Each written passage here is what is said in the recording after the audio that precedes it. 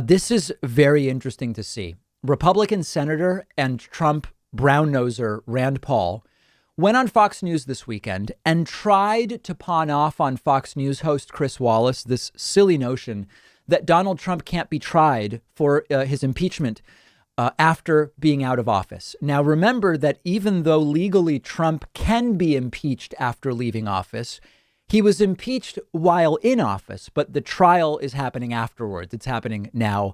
There's nothing unconstitutional about this. There's really nothing particularly remarkable about that. But Rand Paul tries that failed argument on Chris Wallace, and Chris Wallace shuts it down, and rightly so. Let's look at the first clip. The other side argues that under that standard, a president could abuse his power, quit at the last minute, and could not be held accountable by the Senate for, obviously, if it's a legal crime, he could be, but for a political crime, the Senate would be unable to touch him under your standard. I think that argument ignores the fact that, yes, the president can be prosecuted. And if they think he incited a riot or an insurrection, which is such an overstatement and such a conclusion without any sort of presentation of evidence, all the left-wing media just concludes it. But the thing is yes, they can take him to court. They can take him to trial and do it. I think he has suffered under public opinion. His numbers are greatly reduced. And so I think there's all kinds of punishment. But we have to look, we've had a country for 250 years. And every other Congress thought it was unwise to keep, going after an ex-president. So that's actually super slippery of Rand Paul. Rand Paul throws together a bunch of different arguments there. Now, they're all bad arguments, but when you put them all together, it sounds sort of like, wow, that was a lot of arguments, lots of reasons why Trump can't be tried now. But don't let him gish gallop you. Let's actually think through each of the arguments. First, Rand Paul says, if Trump incited an insurrection, there can be legal repercussions. Trump could be charged criminally. Trump could be prosecuted criminally. He could be convicted. He could be sentenced criminally. Now, that's, first of all, a red herring because it has nothing to do with the House and Senate. The House and Senate don't have that power. The House and Senate don't have the responsibility of being involved in the criminal prosecution of a president. The House looks at actions and asks, did it meet the threshold for an impeachment? If the answer is yes, then they impeach. And then the Senate holds its trial and evaluates the evidence. Law enforcement can do whatever it wants, but it has nothing to do with the House and Senate. So it's a red herring.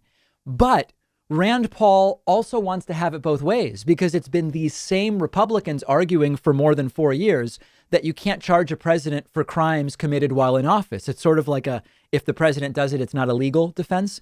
And now Rand Paul wants it both ways. Then Rand says, Trump has suffered enough because his approval is down as he left office.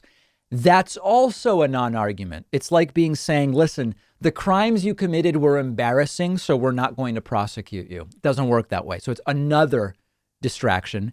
And then Rand Paul says, in the past, Congress chose not to impeach former presidents. But again, it's factually wrong since Trump was impeached while in office. It's the trial that's happening now.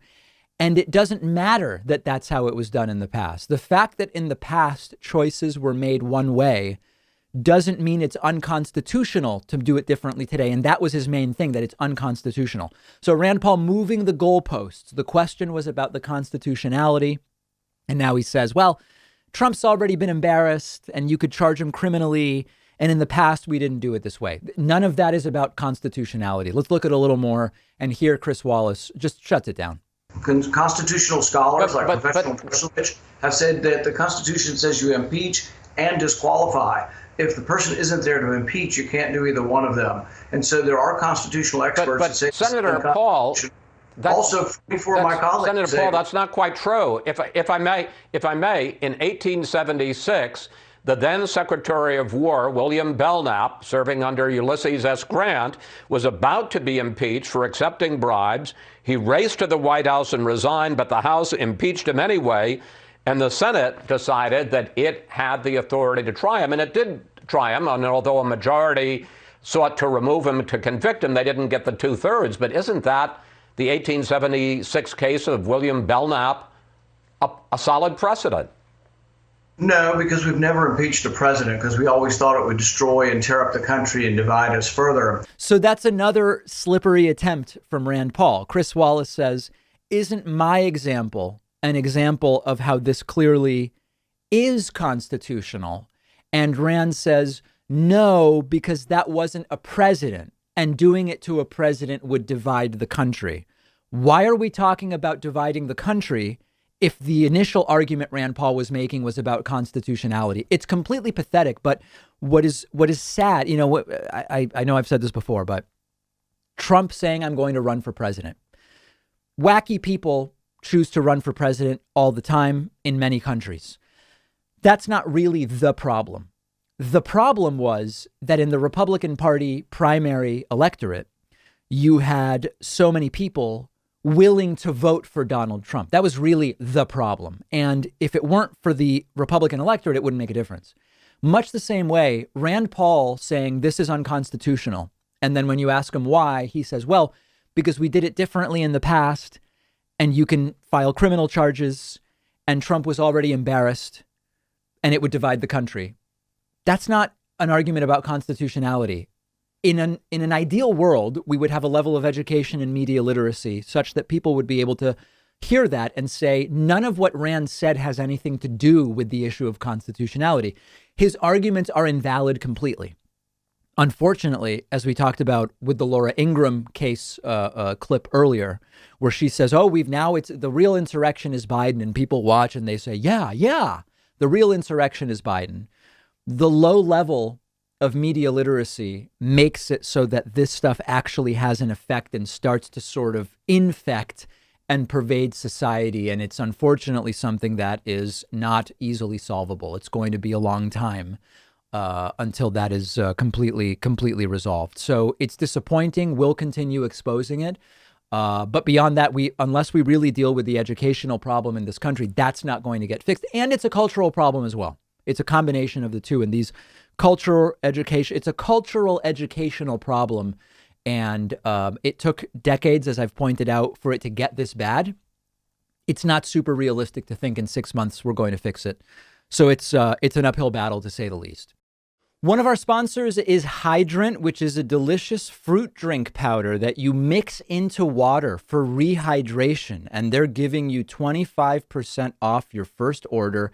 It's made with 4 key electrolytes that the body needs, powerfully supporting your hydration. Hydrant tastes great. It's made with real fruit juice. It's been a great part of my daily routine for a while now. Keeping myself hydrated puts me in a better mood. The body needs hydration for basic energy and focus, and Hydrant is the perfect way to rehydrate, especially because it's cost effective and lower in sugar compared to all of those popular sports drinks that are out there. You really have to try it for yourself to see what I mean. It tastes great.